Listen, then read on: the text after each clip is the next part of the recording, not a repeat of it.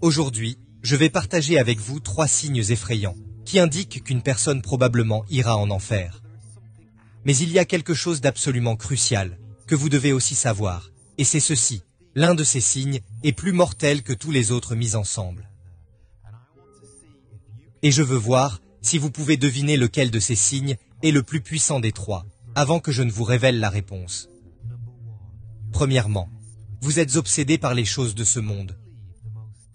Je crois que le mot le plus terrifiant de toute la Bible est le mot « souviens-toi ». Saviez-vous que Jésus a raconté une parabole qui était en fait vraie? Il a parlé d'un homme riche et d'un pauvre appelé Lazare. Cet homme riche était vêtu de vêtements les plus coûteux. Il vivait dans un château. Il vivait dans le luxe le plus total chaque jour. Mais le pauvre Lazare mendiait à sa porte. Il était couché, il était couvert de plaies, désirait ardemment la nourriture qui tombait de la table de l'homme riche. Il voulait juste quelques miettes pour essayer de satisfaire cette faim douloureuse qu'il avait.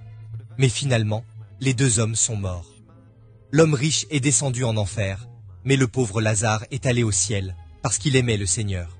En enfer, l'homme riche s'écria. Saviez-vous que les gens crient en enfer? Les gens prient en enfer, mais il est trop tard, il n'y a pas d'espoir. Cet homme riche s'écria. Ô Père Abraham, veux-tu envoyer Lazare pour qu'il trempe le bout de son doigt dans l'eau et qu'il le mette sur le bout de ma langue? Car je suis dans un tourment total, dans les flammes de ce feu. Mais Abraham a répondu par ces 2 mots. Mon enfant, souviens-toi. Souviens-toi. Vous voyez, mes chers amis, il n'y aura pas de perte de mémoire en enfer. Vous vous souviendrez de chaque fois que vous avez rejeté le prédicateur. Vous vous souviendrez de chaque fois où vous avez choisi vos propres voies au lieu des voies de Dieu. Vous vous souviendrez de chaque fois où vous êtes passé devant une église alors que vous saviez que les portes étaient ouvertes pour venir écouter le message salvateur de Jésus-Christ, mais vous l'avez rejeté. Vous vous souviendrez de chaque fois quand quelqu'un a essayé de vous mettre une brochure d'évangile dans votre main pour vous parler du salut par le Christ seul, et vous serez hanté par ce souvenir pour l'éternité. Pourquoi ne me suis-je pas repenti? Pourquoi n'ai-je pas mis ma confiance dans le Seigneur Jésus-Christ? Maintenant, il serait très facile pour nous de nous précipiter vers une conclusion idiote. Tous les hommes riches vont en enfer parce qu'ils sont mauvais et que les pauvres vont toujours au paradis. Mais ce n'est tout simplement pas le cas. Voyez-vous, Abraham, qui répondait à l'homme riche, était l'une des personnes les plus riches qui ait jamais marché sur cette terre. Et pourtant, il était au paradis, il était dans le confort.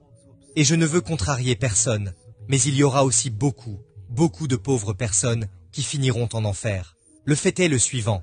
Tout dépend de l'endroit où se trouve votre trésor. Êtes-vous tellement enraciné dans ce monde que vous ne vous souciez pas des choses de Dieu parce que c'était cela le problème de l'homme riche? Il a ignoré l'homme pauvre qui se tenait devant sa porte et qui mendiait. Il était trop préoccupé par lui-même et par les choses de cette vie. Dans mon pays, nous avons des éco-guerriers appelés Insulate Britain. Savez-vous ce qu'ils font? Ils courent devant les routes les plus fréquentées du Royaume-Uni, sortent leurs banderoles et ils se collent à la route pour provoquer un embouteillage du trafic et attirer ainsi l'attention sur leur campagne. Pourquoi est-ce si frustrant? Parce que lorsque la police arrive et essaie de les faire bouger, ils ne peuvent pas déplacer ces personnes, parce que leurs mains et leurs pieds sont englués sur la route. Et mon cher ami, je crois qu'il y a beaucoup de gens qui professent être chrétiens, mais dont les mains sont collées aux choses de la terre. Supposons que le Seigneur Jésus-Christ vienne maintenant, et qu'il appelle tous ses saints à le rencontrer dans le ciel, et qu'il se lève, beaucoup de ces mêmes personnes auraient les mains collées à leur ordinateur portable et à toutes les saletés qu'il contient. Ils auront les mains collées à leur voiture, à leur carrière, à leur plateforme de médias sociaux, à leur maison. Ils ne voudraient pas se lever pour le Seigneur Jésus-Christ. Ils ne bougeraient pas, parce que, comme l'a dit l'apôtre Paul à propos de Démas, ils sont tombés amoureux des choses du siècle présent. Serez-vous prêts lorsque le Seigneur Jésus-Christ viendra, et qu'il vous dira de vous lever, de venir avec moi au ciel, et bâtissons un nouveau royaume? Ou êtes-vous satisfait du royaume du diable, et des choses de ce monde? Alors à vous, pensez-vous que le premier signe est le plus inquiétant, que vous irez probablement en enfer? Nous allons le découvrir très bientôt. Deuxièmement, Vous pensez que vous êtes une bonne personne. J'espère que cela ne vous arrivera pas. Mais supposons que ce soir soit votre dernière nuit sur la planète Terre, et que vous vous teniez devant le Créateur de l'univers, et qu'il vous dise « Pourquoi devrais-je vous laisser entrer dans mon paradis ?» Diriez-vous « Parce que je suis quelqu'un de bien ?» Diriez-vous « Parce que je vais à l'église ?» Diriez-vous « Parce que j'ai fait des choses religieuses ?» Si vous avez répondu à l'une de ces questions, je ne veux contrarier personne, mais je dois vous dire ceci. Je crois vraiment que le Seigneur se retournera et te dira ces mots. Retire-toi de moi, je ne t'ai jamais connu. Pour tous ceux qui pensent qu'ils sont une bonne personne, savez-vous que le Seigneur Jésus-Christ a dit ces mots? Personne n'est bon, si ce n'est Dieu seul. Nous avons dit des mensonges, et la Bible dit que tous les menteurs auront leur part dans les temps de feu. Nous avons parfois été orgueilleux, et la Bible dit que Dieu résiste aux orgueilleux. Chacun d'entre nous a commis l'adultère dans son cœur.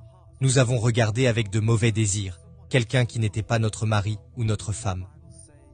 Et la Bible dit, aucun adultère, ni fornicateur n'aura d'héritage dans le royaume de Dieu. Mais voici une nouvelle étonnante. La miséricorde de Dieu est très large. Même si nous sommes des criminels aux yeux de Dieu, Dieu permet aux criminels d'entrer dans son paradis, mais ils doivent être des criminels purifiés. Comment cela fonctionne-t-il? Eh bien, parce que le Dieu de l'univers a aimé les personnes qu'il a créées, il se soucie d'elles. Il les regarde et leur dit, « Je t'ai créé, je t'aime, je veux que tu sois au paradis avec moi. » Ce même Dieu a préparé un sacrifice. Il a donné son Fils précieux, son Fils unique, le joyau même du ciel, et il l'a offert en cadeau à ce monde brisé et pécheur. Et savez-vous que l'une des choses les plus incroyables, les plus stupéfiantes, c'est que le Dieu de cet univers, l'Esprit du Christ Jésus, a pris un corps humain et a vécu parmi nous. Il n'est pas né dans un palais à Rome, il est né dans une petite mangeoire pour animaux, dans une petite ville appelée Bethléem. Il n'a pas fréquenté de célébrités, mais plutôt des collecteurs d'impôts et des pêcheurs. Il n'a pas eu un travail prestigieux dans les chambres du Parlement. Non, le Seigneur Jésus-Christ a travaillé la pierre et le bois. Il a vécu une vie très humble et n'a pas recherché les choses élaborées. Et partout où cet homme est allé, il a laissé de la lumière. Il guérissait les malades. Il nourrissait les pauvres. Il avait de la compassion pour les perdus. Et il est dit de lui que les gens du peuple l'écoutaient volontiers et que cette personne merveilleuse, Dieu en chair, a volontairement donné sa vie pour nous sauver, vous et moi. Il a été mis sur une croix, et là, sur la croix, mon Sauveur est mort pour vous. On lui a enfoncé des clous dans les mains et les pieds.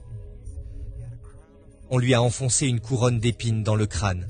On lui a craché dessus, on l'a battu, on s'est moqué de lui, et tout le monde l'a montré du doigt en disant « Lui, regardez ça, le Fils de Dieu, si tu es le Fils de Dieu, descends toi-même de la croix. » Il a enduré la honte de la croix, d'être puni, moqué, pour que vous et moi puissions être pardonnés. Mais vous savez le pire, c'est que je ne peux pas l'exprimer avec des mots.